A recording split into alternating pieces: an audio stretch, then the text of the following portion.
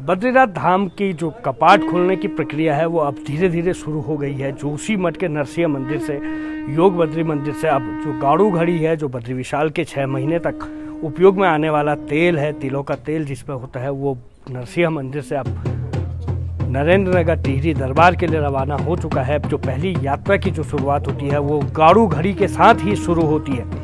आज जो डिमरी पंचायत, डिमरी समुदाय के जो बद्रीनाथ धाम के मुख्य पुजारी रावल के साथ सहायक पुजारी होते हैं, वो लोग यहाँ पे पहुँचे हैं। एक अपने आप में बेहद अद्भुत परंपरा है बद्री विशाल के कपाट खोलने की। जो टिहरी राज दरबार, जो उत्तरा गढ़वाल के जो राजा थे, वो टिहरी में आज भी नरेंद्र नगर में राज दरबार है, वहीं पर दिन का मुहूर्त निकाला जाता है। मुख्य पुजारी रावल जी, धर्माधिकारी, तमाम पंडित, वेद पाठियों के मौजूदगी में बसंत पंचमी के दिन ये दिन निकाला जाएगा। ये गाड़ू घड़ी जो है, जो तेल कलश यात्रा, जो तेल कलश है, यहाँ से आज चला गया है। बसंत पंचमी को ये महाराज के यहाँ पे रख दिया जाएगा और उसके बाद जो वहाँ पे महारानी हैं, जो कन्याएं होती हैं, ये एक दिन निकाल के, इसके बाद बसंत पंचमी के बाद दिन एक मुहूर्त निकाल के किसी दिन तेल निकालेंगे और इसको भर देंगे। उसके बाद जब कपाट खोलने की जो तिथि होगी, उस तिथि से पहले ये लोग यहाँ पे पहुँचेंगे। तेल कलश यात्रा के साथ बद्रीनाथ धाम जाएंगे।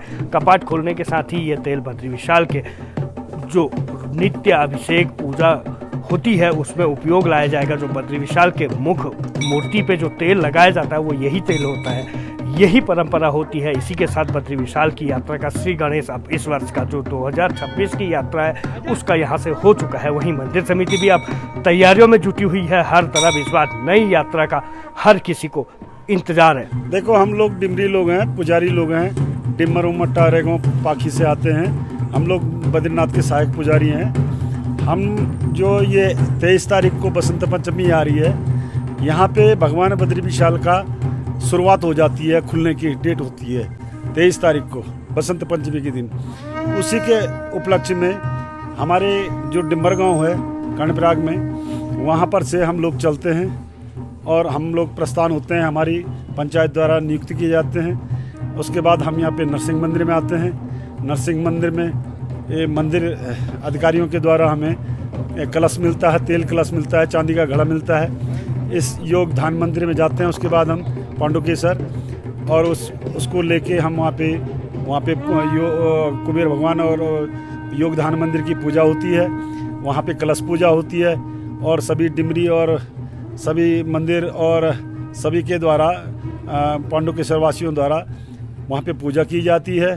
उसके बाद फिर यहाँ पे नरसिंह मंदिर में वापस आते हैं। इस समय हम यहाँ पे आए हैं। इसके बाद यहाँ से हम डिमर जाएंगे। यहाँ से टिहरी दरबार के लिए जो है ये जो घड़ा है, तेल कलश है, यहाँ से जाता है और यहाँ से कुछ उपहार उनके लिए जाते हैं। पगड़ी वगैरह कई चीज़ें होती हैं उसमें, ये राजा के लिए जाती हैं टिहरी दरबार के लिए। और परसों 23 तारीख को जो है हम टिहरी दरबार में पहुँचेंगे।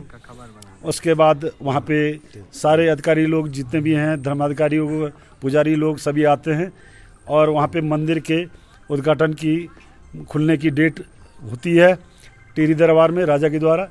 और ये प्रथम चरण है। इसके बाद अन्य कार्य बाद में होते हैं। इसमें ऐसा होता है कि रानी के द्वारा 30 कन्याओं के द्वारा ये तिल का तेल निकाला जाता है। उसका डेट बाद में फिक्स होता है बसंत पंचमी के बाद। और हम लोगों को सूचित किया जाता है कि फलाने दिन तेल निकल रहा है। उस तेल कलश को लेके फिर वहाँ पूजा होती है। उसके बाद फिर हम यहाँ डिमर में आते हैं और अपने गांव में मूल लक्ष्मी नारायण का मंदिर होता है, वहाँ पर ये रखा जाता है।